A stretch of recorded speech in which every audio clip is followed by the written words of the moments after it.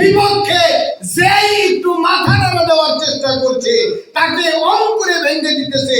জবান খুলে বলি আলহামদুলিল্লাহ।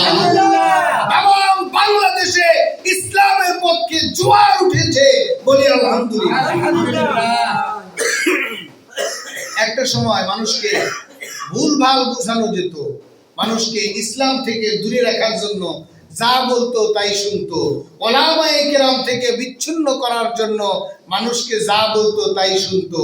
কিন্তু এখন মানুষ বুঝতে শিখেছে, বলি আলহামদুলিল্লাহ। মানুষ এখন ইসলাম চায়, মানুষ এখন ওলামায়ে কেরাম চায়, মানুষ এখন সৎ লোক ভালো মানুষ চায়। জবান খুলে বলি আলহামদুলিল্লাহ। এখন আমরা যারা আল্লাহ পাক রব্বুল আলামিনের বান্দা আছি, আমাদের ভিতরে যাদের ভিতরে কিছুটা বুঝ আছে, কোরআন হাদিস আমরা যারা কিছুটা মানার চেষ্টা করি, হয়তো বা পূর্ণাঙ্গ হয় না, এজন্য আল্লাহ পাক রব্বুল আলামিনের দরবারে ক্ষমা চাই। কিন্তু আমরা যারা কিছুটা বুঝি, 5 ওয়াক্ত নামাজ আদায় করি, আল্লাহর ঘর মসজিদে আসি, ওলামায়ে কেরামের সহবতে যাই, আমাদের আরো মজবুত ভূমিকা পালন করতে হবে আল্লাহর জমিনে আল্লাহর দ্বীন কায়েম করার জন্য। একটু জবান খুলে বলেন ঠিক কি না? আমরা মুসলমান, আমরা আল্লাহ পাক রব্বুল আলামিনের বিধান শুধুমাত্র আমাদের জীবনেই প্রতিষ্ঠিত করতে চাই না, আমাদের পরিবারেই প্রতিষ্ঠিত করতে চাই না, আমাদের সমাজেই প্রতিষ্ঠিত করতে চাই না। আল্লাহ পাক রব্বুল আলামিনের এই কোরআনুল কারীমকে সমস্ত দেশে, আমাদের দেশে তথা এমনকি আমাদের দেশের সংসদে পর্যন্ত নিয়ে যেতে চাই। একটু জবান খুলে বলেন ইনশাআল্লাহ। ইনশাআল্লাহ। আল্লাহ পাক রব্বুল আলামিন আমাদেরকে সুযোগ দিয়েছেন, আলহামদুলিল্লাহ সুম্মা আলহামদুলিল্লাহ। ওলামায়ে কেরামের মধ্যে ঐক্য হয়ে গিয়েছে। আমরা যারা ওলামায়ে কেরামের সহবতে থাকি, আমরাও ঐক্যবদ্ধ হয়ে যাব। জবান খুলে বলেন ইনশাআল্লাহ। ইনশাআল্লাহ। আমরা কারো সঙ্গে শত্রুতা করি না। আমরা মানুষকে মদ খাওয়ার জন্য নিষেধ করি, মদখোরেরা আমাদের উপরে খুশি হয়, নেশাখোরেরা আমাদের উপরে খুশি হয়, কিন্তু আমরা কি তাদের সঙ্গে শত্রুতা করে তাদেরকে মদ খাওয়ার জন্য নিষেধ করি, নাকি তাদের ভালোর জন্য নিষেধ করি? ভালোর জন্য। আমরা সমাজে সন্ত্রাসীর বিরুদ্ধে কথা বলি, সন্ত্রাসদের বিপদে ফেলানোর জন্য সন্ত্রাসীর বিরুদ্ধে কথা বলি, নাকি সন্ত্রাস যাতে হেদায়েতের পথে আসে এজন্য কথা বলি? আমরা আল্লাহর দুনিয়ায় আল্লাহর কোন বান্দার বিপক্ষে কথা বলি না, এজন্য কথা বলি না যে তাকে ধ্বংস করে দিব, তার যাতে করে ক্ষতি হয়, সে যাতে করে বিপদগ্রস্ত হয়, সে যাতে করে সমাজে ধ্বংস হয়ে যায়, এজন্য আমরা ওলামায়ে কেরামগণ কথা বলি না। আমরা কথা বলি আল্লাহর জমিনে আল্লাহর সমস্ত বান্দারা যাতে করে হেদায়েত প্রাপ্ত হয়ে জান্নাতের দিকে চলে আসে। একটু জবান খুলে বলেন ঠিক কি না? কারণ আল্লাহ পাক রব্বুল আলামিন বলেন, ওয়াসারিউ ইলা মাগফিরাতিন মির রাব্বিকুম ওয়া জান্নাতিন আরদুহাস সামাওয়াতু ওয়াল আরদ। বলেন সুবহানাল্লাহ। আল্লাহ পাক রব্বুল আলামিন বলেন, বান্দা দৌড়াও, দ্রুত বেগে আসো আমার ক্ষমার দিকে, কারণ আমার ক্ষমার দিকে যদি তুমি আসো তাহলে তোমার জন্য আমি এমন জান্নাত রেখেছি যার তলদেশ দিয়ে নহর ধারা প্রবাহিত। জবান খুলে বলেন সুবহানাল্লাহ। সুবহানাল্লাহ। মানুষেরা দুনিয়ার জমিনে এখন ভালো কাজ করতেছে বেশি না খারাপ কাজ করতেছে বেশি? আমল বেশি হচ্ছে না বদ আমল বেশি হচ্ছে? বদ আমল বেশি। তাহলে এই বদ আমল পরিত্যাগ করে জাহান্নামের পথ পরিহার করে জান্নাতের পথে আসার দরকার। আমাদের সকলের আছে না নাই? আমাদের বদ আমলের পরিমাণ এত বেশি হয়ে গিয়েছে, এত বেশি হয়ে গিয়েছে, যার কারণে আল্লাহ পাক রব্বুল আলামিন আমাদেরকে বারংবার শিক্ষা দেওয়ার চেষ্টা করছেন। এই যে মাত্র কিছুদিন আগে দুনিয়ার জমিনে বাংলাদেশে এবং এর আশপাশের কিছু অঞ্চলকে আল্লাহ পাক রব্বুল আলামিন মাত্র 2-3 সেকেন্ড একটু নাড়া দিয়েছেন। কি বলেন? একটু নাড়া দেয় নাই? আমি একটা চায়ের দোকানে বসাছিলাম একটু দরকারে, আমার সঙ্গে আরো অনেক লোকজনই ছিলেন, কিন্তু আমার সঙ্গে যিনি ছিলেন আমার এক ভাই, উনি এবং আমিও কি হলো আমি বুঝতে পারছি যে ভূমিকম্প শুরু হয়েছে। আমি বলতেছি ভূমিকম্প শুরু হয়েছে, বসেন, উঠেন না। আর উনি বলতেছে তাড়াতাড়ি বের হন, আমারও ধরে নিয়ে টাইম নিয়ে তাড়াতাড়ি বের হবে। তো একেবারে অল্প সময় না, একেবারে অল্প সময়, কিন্তু এই একেবারে অল্প সময়ের ভিতরে আমি রাস্তায় বের হয়ে দেখি মানে এই 2-3 সেকেন্ডের ভিতরে রাস্তা ভরপুর মানুষ আর মানুষ। এরপরে আরো 2-3 মিনিট হাঁটার পরে দেখলাম কোনো বিল্ডিং এ আর লোকজন নাই, ভয়ে সকলে রাস্তায় বের হয়ে গিয়েছে। কারণ ভূমিকম্প হয়েছে, এখন বিল্ডিং কোনটা কোন দিক দিয়ে খসে পড়বে তার তো কোনো হদিস নাই, ঠিক কিনা বলেন? মাত্র 2-3 সেকেন্ডের একটা ঝাড়া দিয়েছেন আল্লাহ পাক রব্বুল আলামিন। যদি আর একটু বড় ঝাড়া দিতেন, বড় নাড়া দিতেন, তাহলে আমাদের উপায় ছিল না। একটা সময় মানুষকে করোনা দিয়ে বোঝানোর চেষ্টা করতাম, করোনা হইলে মানুষ তো কিছুটা সময় পাইতো, কিছুটা প্রতিষেধক নেওয়ার সুযোগ থাকতো, হাসপাতালে যাইতো, বিভিন্ন প্রকার পদক্ষেপ গ্রহণ করত। ওই দিনের ঝাঁকুনির পরে আমার আল্লাহ পাক রব্বুল আলামিনের কালামে হাকিমের ওই আয়াতের কথা মনে পড়ে গেল। আল্লাহ পাক রব্বুল আলামিন বলেন, ইযা যুলজিলাতিল আরদু জিলজালাহা ওয়া আখরাজাতিল আরদু আথকালাহা ওয়া ক্বালাল ইনসানু মা লাহা। মানুষেরা যেদিন আল্লাহ পাক রব্বুল আলামিন ঝাঁকুনি দিবেন, চূড়ান্ত ঝাঁকুনি, অর্থাৎ কিয়ামতের যখন নমুনা শুরু হয়ে যাবে, মাটি যখন তার ভিতর থেকে সবকিছু উদ্গ্রীব করে দিবে, মানুষেরা বলতে থাকবে ওয়াকালাল ইনসানু মা লাহা। মানুষেরা বলতে থাকবে এইটা কি শুরু হয়ে গেল, কিছুই তো বুঝতেছি না। শহরের সমস্ত মানুষেরা রাস্তায় নেমে আসলো আর বললো হায় সর্বনাশ, আল্লাহ বাঁচায় দিছে। কেউ বলতেছে আল্লাহ বাঁচায় দিতেছে, কেউ বলতেছে এই তো বাইচে গেলাম। মানে এক একজন এক এক ভাষা প্রয়োগ করছে, হা হুতাশ করছে। জবান খুলে বলেন ঠিক কিনা?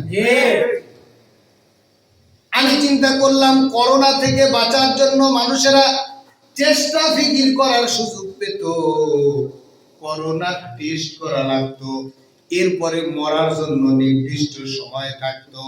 কিন্তু আল্লাহ পাক রব্বুল আলামিন যদি আমাদেরকে নিঃশেষ করে দিতে চান, আল্লাহ পাক রব্বুল আলামিন মুহূর্তের মধ্যে 2 সেকেন্ডের ঝাঁকি দিয়া আমাদের সবাইকে মাটির সঙ্গে মিশিয়ে দিতে পারেন। একটু জবান খুলে বলেন ঠিক কি না? আল্লাহ পাক রব্বুল আলামিন প্রতি সেকেন্ডে, প্রতি মুহূর্তে আমাদেরকে দয়া করে, মায়া করে বাঁচিয়ে রাখছেন। বলি আলহামদুলিল্লাহ।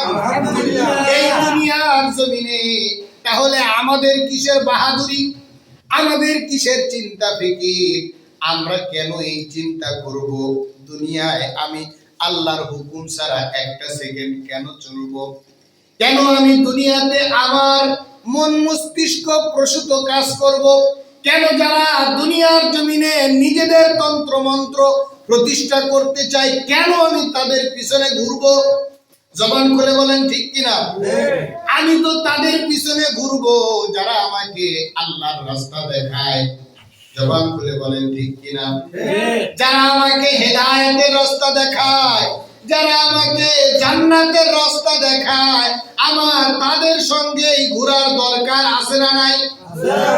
কিন্তু দুনিয়ার মানুষ 2টা টাকার জন্য, 1 কাপ চায়ের জন্য একদিনের কাজের বিনিময়ে 500,000 টাকার জন্য যারা আখিরাতকে নষ্ট করে ফেলছে, আখিরাতকে যারা নষ্ট করে ফেলবে, আল্লাহর দরবারে তাদের জবাব দেওয়ার উপায় থাকবে না।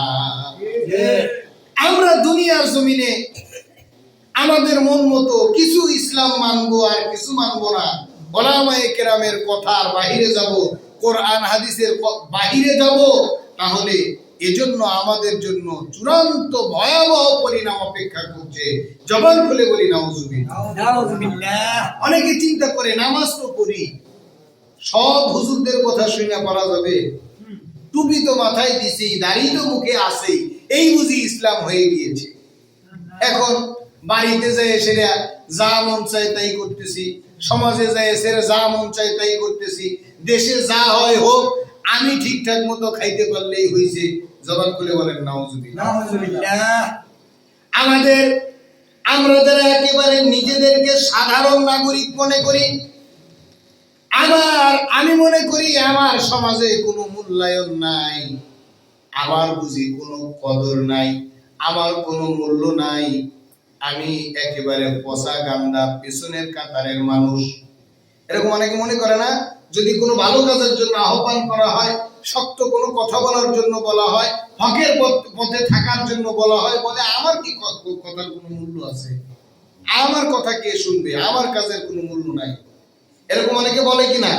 মনে করে আমি খেটে খাওয়া মানুষ, আমি রিক্সা চালাই, আমার কাজ হলো রিক্সা চালাইয়া ভাত খাওয়া, আমার আর কোনো কাজ নাই। আসলেও কি তাই? আমাদের প্রত্যেকটা মানুষকে আল্লাহ পাক রব্বুল আলামিন মূল্যবান করে পাঠিয়েছেন। এই সমাজে, এই দেশে, এই পরিবেশে আমাদের প্রত্যেকের শক্ত অবস্থান নেওয়ার দরকার আছে না নাই? ইসলামের পক্ষে, কোরআনের পক্ষে, আল্লাহ পাক রব্বুল আলামিনের সন্তুষ্টির জন্য প্রত্যেকটা মানুষকে স্বতঃস্ফূর্ত অগ্রণী ভূমিকা পালন করতে হবে। জবান খুলে বলেন ঠিক কিনা? প্রতিটি ক্ষেত্রে আমরা আমাদের অবস্থান দেখাইতে পারি। আমাদের মহতারাম সাহেব, আমাদের পীর সাহেব হুজুর, উনি যদি একাই একটা কথা বলেন, একা একা কোনো একটা কথা বললেন, কোনো একটা অন্যায়ের প্রতিবাদ করলেন, আর হুজুরের পিছনে আমাদের মতো ভাঙাচেরা, ল্যাংড়া খোরা, গরিব গুড়াবা 10 জন মানুষ যদি হুজুরের পিছনে দাঁড়িয়ে থাকে, আর হুজুর যদি কোনো অন্যায়ের প্রতিবাদ করে, কোনটা শক্তিশালী হবে? এই যে 10 জন নিয়ে হুজুর একটা অন্যায়ের প্রতিবাদ করলে এটা সবচেয়ে বেশি কার্যকারী হবে। জবান খুলে বলেন ঠিক? এখন আমি হইতে পারি ভাঙাচেরা, ল্যাংড়া খোরা, কিন্তু আমি 9 জনের সঙ্গে একজন যুক্ত হওয়ার কারণে আমার মূল্য আছে না নাই? জবান খুলে বলেন আছে না নাই? তাহলে আমরা যদি মুসলমানেরা ঐক্যবদ্ধ হই, একত্রিত হই, আমি কিছু না বুঝতে পারি, আমার হুজুর বুঝে কিনা? জবান খুলে বলেন আমার হুজুর বুঝে না? না বুঝে? হুজুরের বুঝের তো অভাব নাই, আমি আমার হুজুরের সাথে থাকি। জবান খুলে বলেন ইসলামের পক্ষে, মানবতার পক্ষে, দ্বীন ইসলামের পক্ষে উলামায়ে কেরাম যেইভাবে দিক নির্দেশনা দিবে আমরা সেইভাবে আমাদের দায়িত্ব পালন করব। জবান খুলে বলি ইনশাআল্লাহ। আমরা যদি এইভাবে ঐক্যবদ্ধ থাকি, তাহলে আল্লাহর জমিনে যত অন্যায় অনাচার, যত দুর্নীতি, রাহাজানি, ছিনতাই, মারামারি, চাঁদাবাজি, সন্ত্রাসী যা কিছু হচ্ছে না কেন, সব কিছুকে প্রতিরোধ করে ইসলামের সোনালী সমাজ আল্লাহর জমিনে গড়া সম্ভব। আর যদি আমরা ভাঙাচেরা, ল্যাংড়া খোরা, দুর্বল নিজেদেরকে মনে করে উলামায়ে কেরামের সঙ্গে না থাকি, হকের পক্ষে যদি না থাকি, ন্যায়ের পক্ষে যদি না থাকি, তাহলে অন্যায়কারীরা সমাজ দখল করে নিয়ে আমাদের উপরে জুলুম, নির্যাতন, শোষণ, সন্ত্রাসী, চাঁদাবাজি সব কিছু চাপিয়ে দিবে। একটু জবান খুলে বলেন ঠিক কিনা? এমনি আমি দেখবো আমার কিছু হচ্ছে না, আমি কামলা দেই, টাকা আনি, ভাত খাই, আমার মনে হয় কোনো চাঁদা দেওয়া লাগে না, আমার মনে হয় কোনো নির্যাতনের শিকার হইতে হয় না, জুলুমের শিকার হইতে হয় না। কিন্তু এই আমি যখন অন্য সরকারি কোনো অফিস আদালত বাদ দিলাম, যদি চাঁদাবাজ, সন্ত্রাস, দুর্নীতিবাজ, অন্যায়কারী মানুষদের প্রতিরোধ না করতে পারি, যদি তাদের ক্ষমতা ন্যায় নিষ্ঠবান ব্যক্তিদের চাইতে বেশি থাকে, আমি অসুস্থ হয়ে হাসপাতালে যাব, সেখানে তারা আমার উপরে জুলুম করবে, আমি ঠেকাইতে পারবো না। জবাব খুলে বলেন ঠিক?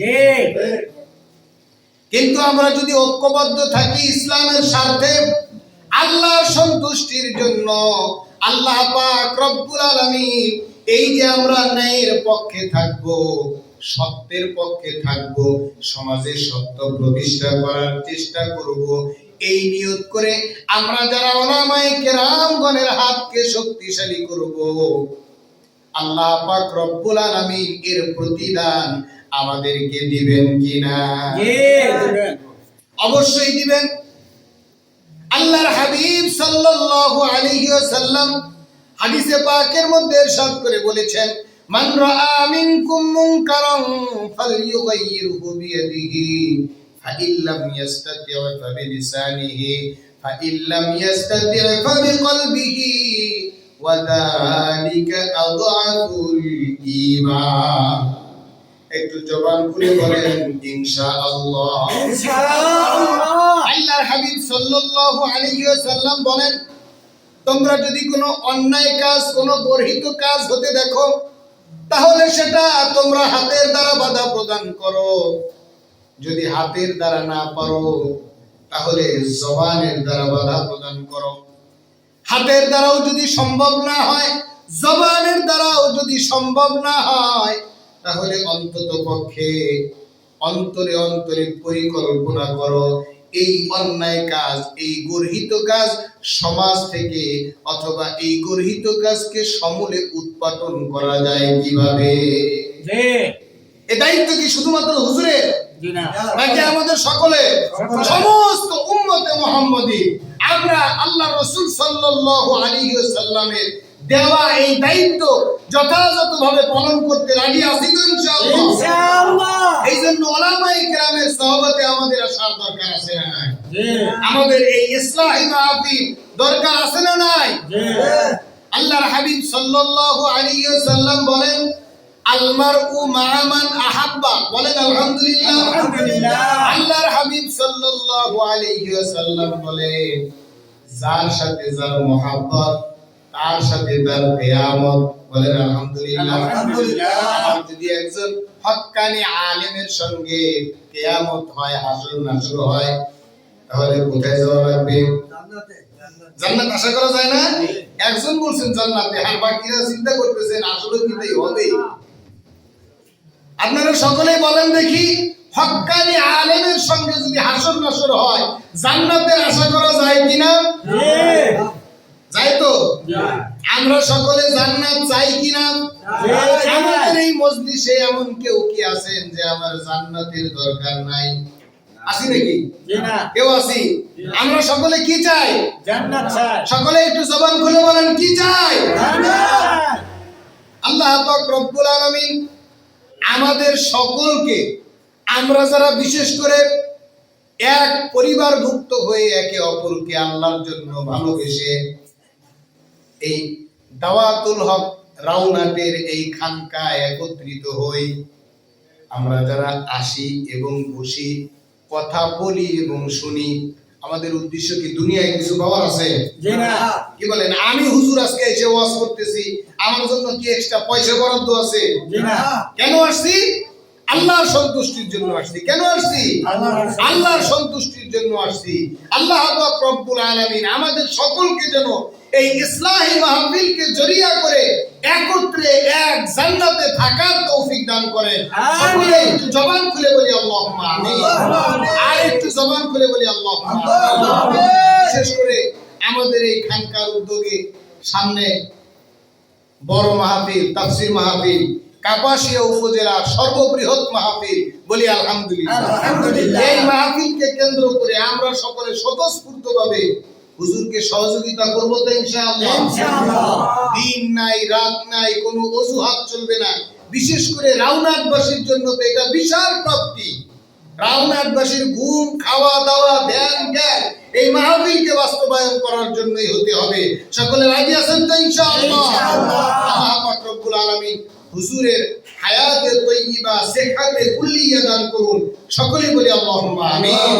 আপনারা যারা হুজুরকে ছায়ার মতো অনুসরণ করে সহযোগিতা করেন, বিশেষ করে আমার বড় ভাই ইয়াং মানুষ ইঞ্জিনিয়ার আবুল কাসেম সাহেব, তিনি অন্য জায়গায় অন্যভাবে সময় দিলেও পারতেন, কিন্তু হুজুরের সহবতে সদা সর্বদা থেকে অক্লান্ত পরিশ্রম করেন। বলেন আলহামদুলিল্লাহ।